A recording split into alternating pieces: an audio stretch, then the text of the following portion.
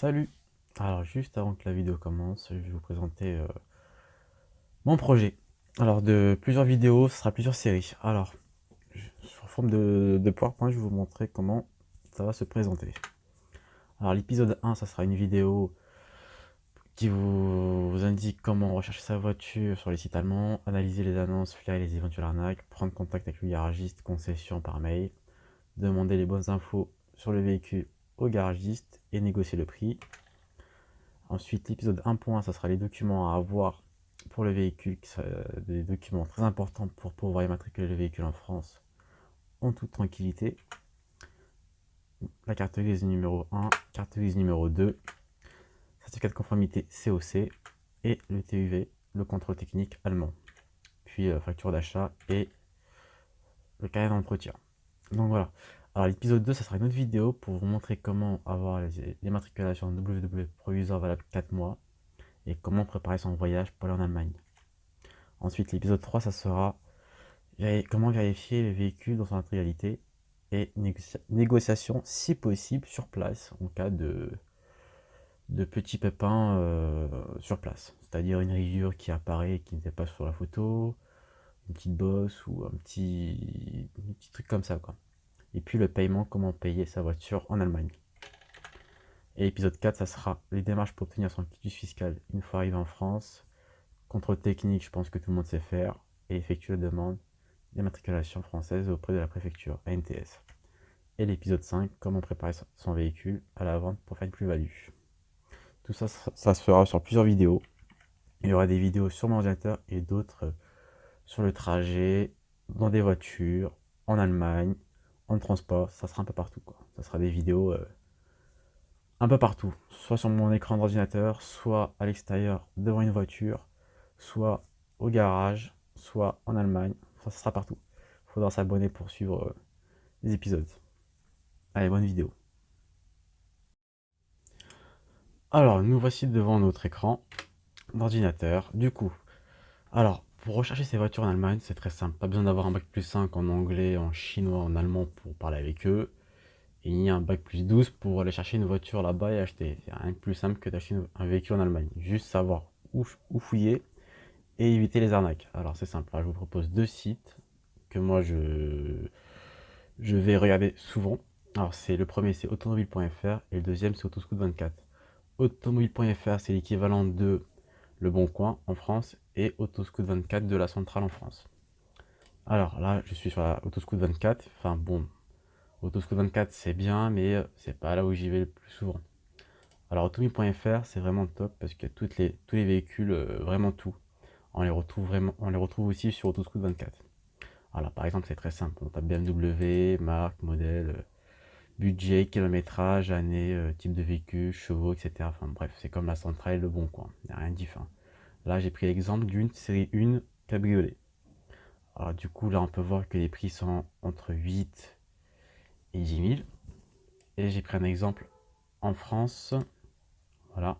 Et en France, c'est entre 10 et voire 16 000 euros. C'est énorme. Ouais, on va dire en moyenne 10 à 13 000 euros en France. Alors qu'en Allemagne, c'est entre 7. On peut même essayer de négocier même moins, genre 6 000, 6 500 et 9 000 quoi. C'est vraiment pas cher. Après, ce que je vous conseille, c'est d'éviter les petits revendeurs et ceux qui n'ont pas d'avis et ceux qui n'ont pas, enfin, qui ont pas 5 étoiles ou voire 4 étoiles. C'est vraiment des mauvais vendeurs. Par exemple, je vais essayer de trouver un exemple rapidement. Voilà, par exemple celui-là, on voit bien que c'est un escroc. On clique dessus, on regarde les avis, on clique sur évaluation. Et là, vu que c'est en allemand, on ne comprend pas. Clic droit, traduire en français. La voiture était déjà vendue, ok. Rien, malheureusement, je n'ai pas eu. Ok. Ne répondez jamais par mail, ça se voit que le vendeur ne répond jamais. Ok. Le véhicule n'a pas de climat, c'est-à-dire qu'il n'a pas de clim. Alors, quels sont les autres problèmes avec ce vendeur? Visiblement, il n'y en a pas autant que ça. Mais bon, voilà, les vendeurs qui ont des avis comme ça, évitez. Alors les arnaques, je vais vous en montrer quelques-unes. C'est vraiment des belles arnaques en Allemagne. En fait, il y a des salopards qui mettent des fausses annonces avec un beau prix, une belle voiture. Mais le problème, c'est que la voiture n'existe pas. C'est que c'est des mecs, voilà, ils vous proposent une Audi A4 de 2017, 66 000 km, 190 chevaux, 12 000 euros. Ce qui est totalement faux, impossible. Donc voilà, le véhicule en vaut plus de 27 voire 30 000 euros. En fait, c'est simple, vous allez le contacter, il va vous dire voilà, pour réserver la voiture, il nous faut un acompte, obligatoirement. Donc voilà, et vous ne pouvez pas venir la voir sans acompte. Vous allez faire un virement de 2, 3, 500 euros d'acompte. Vous n'allez jamais revoir vos sous, ni la voiture. Voilà, là, il y a une Audi A4, il y en a une autre, c'est une BM 116 à 6 000 euros. De 2017, 92 000 km. Alors là, c'est une pilule. On a une autre BM 120i, 10 000 euros. 2018, 66 000 km, c'est une pilule. Et Mercedes C250 4MATIC à 9 000 euros de 2017. Et une autre Mercedes classe E 4MATIC 12 000 euros de 2016. Comment on reconnaît les arnaques? C'est très simple. Quand le prix est vraiment très bas et qu'on voit que le vendeur a peu d'avis, et surtout qu'on regarde, quand on clique sur aller à la page d'accueil du professionnel, et on regarde les prix de ces véhicules, et qu'on voit qu'il vend des véhicules récents, quasiment neufs, à des prix vraiment, c'est n'importe quoi. Une Audi A4 à 5 000 euros, 139 000 km. Vraiment des prix quoi qui... C'est vraiment n'importe quoi. Vraiment n'importe quoi. Regardez-moi ça. Audi A5, 6 000 euros. Donc voilà, là on est sur une arnaque. Là on est sur un type, un vrai rat, une vraie pince. Une Audi A7. Vous allez me faire croire que celle-là, vous pouvez l'avoir à 10 000 euros. Il nous prend pour des jambons celui-là, hein. Franchement. Voilà, comme il dit, uniquement par mail. Voilà, du coup, c'est une adresse mail très bizarre en plus, donc voilà. Ça, faut éviter. Je vous conseille ce genre de vendeur. Alors, ce genre de vendeur, voilà, il y a plusieurs évaluations, bien notées, des photos correctes. Le prix en Allemagne, c'est la cote en Allemagne. Donc voilà, on regarde pas mal. Une traduction est possible sur le site pour la description. On peut voir que le véhicule allemand, je sais qu'il est sans faille. Pas mal d'options, il n'y a pas de souci. On regarde les véhicules qu'il vend. On peut voir qu'il a pas mal de véhicules à des prix raisonnables. Voilà, pas mal de... Il a aussi des beaux véhicules, des beaux prix raisonnables. Du coup, pour le contacter, c'est simple. Pas besoin de parler chinois ou de anglais. Contactez le vendeur. Vous mettez votre adresse mail. Vous mettez ce véhicule toujours disponible. Vous nous négociez le prix. J'habite et je parle. J'habite en France, machin. Et là, le montant, faut toujours mettre le plus bas. Mais faut pas exagérer. Là, on est sur 9 950 euros. On va essayer de mettre 8 350 euros. Et là, envoyer. En général, ils répondent assez rapidement. Je me suis fait une boîte mail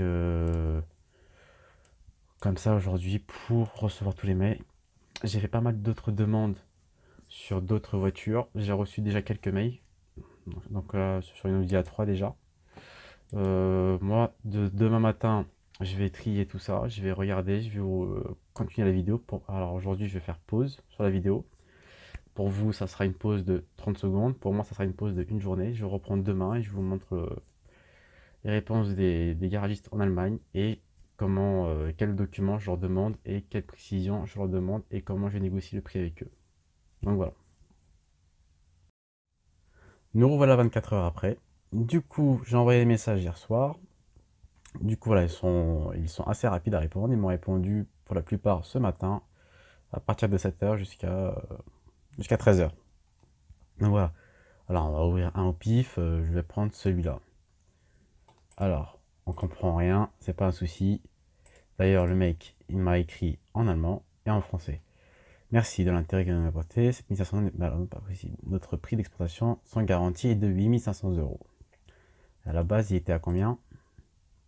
8 990 euros.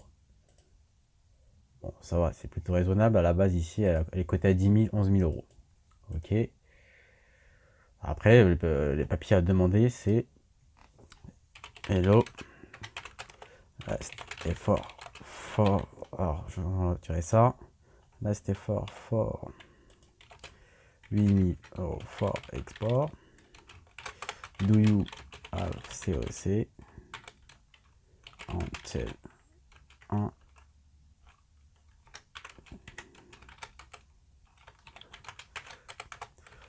Voilà le message que je lui ai dit. Voilà. Bonjour, un dernier effort pour 8000 euros pour export. Vous avez le COC et tel 1 et tel 2. Et contrôle technique. Merci. Voilà. Une fois qu'il vous aura répondu, vous pouvez négocier le prix comme ça par message. Il vous dit 8200, vous lui dites allez 8150 euros. Vous avez compris le but du jeu. La plupart, il y en a quelques-uns qui peuvent vous envoyer des exposés. C'est un document PDF. Là, c'est une concession BMW. Avec quelques photos, les prix. Vous pouvez tout traduire, bien sûr. Vous copiez, coller et Google Traduction. Donc voilà, avec plusieurs photos normalement. De l'intérieur, de la carrosserie, des jantes, l'état des pneus, etc. Alors, pour mon cas, je vais prendre l'exemple de ma Peugeot 207 CC noire que tout le monde connaît.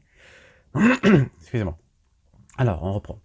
Donc voilà, alors du coup, c'est une Peugeot 207 CC qui est affichée à 2000, je crois 2800 et quelques euros, quelque chose comme ça. Moi, j'avais négocié pour 2150 euros. Le mec, il m'a dit son dernier prix était de 2300. Traduire le message. Voilà, dernier prix 2300 euros. J'ai répondu OK pour 2300 euros, le véhicule fonctionne parfaitement, pas de problème à signaler. Avez-vous le contrôle technique? Le mec il me répond, on va traduire le message. La voiture n'a aucun problème technique, tout va bien. Veuillez regarder les photos. Il m'avait envoyé des photos concernant le cuir du tableau de bord. En fait, il se décollait sur le contour. Ce qui est normal, c'est un gros défaut sur les Peugeot 207 CC qui ont un tableau de bord en cuir. Bon, pour moi, c'était pas grave. Au début, je pensais que c'était pas original. Donc voilà, lui aussi pensait ça. Ensuite, on va traduire ce que je lui ai dit. J'ai besoin d'un contrat de vente, européen, un certificat de conformité. Et de tel 1 et tel 2. Bah voilà, ça revient à ce que je disais au gars précédent. De dire que je souhaite avoir un contrat de vente plus COC plus tel 1 et tel 2. Le mec il répond oui, c'est possible, j'ai les papiers COC, machin, etc. Ok. Merci beaucoup pour toutes ces informations. L'embrayage de la boîte de vitesse fonctionne-t-il correctement, etc. Le mec il répond l'embrayage de la boîte de vitesse fonctionne. Donc voilà, il n'y a pas de souci. Donc voilà, après ici il y a quelques messages. Donc voilà, on parle au niveau des plaques de matriculation provisoire. Vous les faites à l'avance. Voilà, ça coûte 99 euros ici en France, valable 4 mois. Je vous ferai une autre vidéo à part pour vous montrer comment faire les plaques d'immatriculation. Une autre vidéo à part. Pour éviter que cette vidéo là soit trop longue. Donc voilà, et puis le gars il me demande mon adresse, code postal, etc. pour faire le contrat de vente. Moi je lui envoie ma carte d'identité. Et il m'a dit voilà, vous trouvez le contrat 6 juin. Du coup je reçois le contrat, 2300 euros. Avec toutes les infos du véhicule. Donc voilà. Et il m'envoie dans un autre mail à part les documents. Alors, faut que je retrouve le mail. Alors, c'est pas évident, puisqu'on a échangé pas mal de fois. Non, mais vraiment pas mal de fois, vraiment. Alors, j'essaie de retrouver la photo.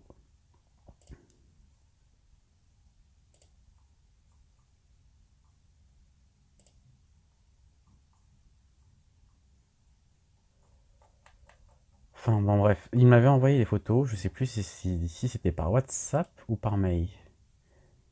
Alors, je pense... Ah, je crois que c'est là. Non, ça, c'est le contrat de vente. Il faut savoir aussi que vous pouvez communiquer votre numéro de téléphone et vous pouvez parler par WhatsApp, ce qui est beaucoup plus rapide que par mail. Non, je pense que c'était plutôt sur WhatsApp. Ouais, c'était sur WhatsApp. Donc voilà, il vous envoie les papiers du véhicule, et vous allez sur le site autodémarche.com et vous faites les plaques, enfin demande de plaques d'immatriculation provisoire valable 4 mois. Je vous ferai une vidéo à part pour vous montrer comment faire les démarches pour cela. Donc voilà, j'espère que cette vidéo vous aura plu et pour avoir les notifications sur les prochaines vidéos, n'hésitez pas à vous abonner. Ça fera un petit plaisir. Allez, salut, ciao.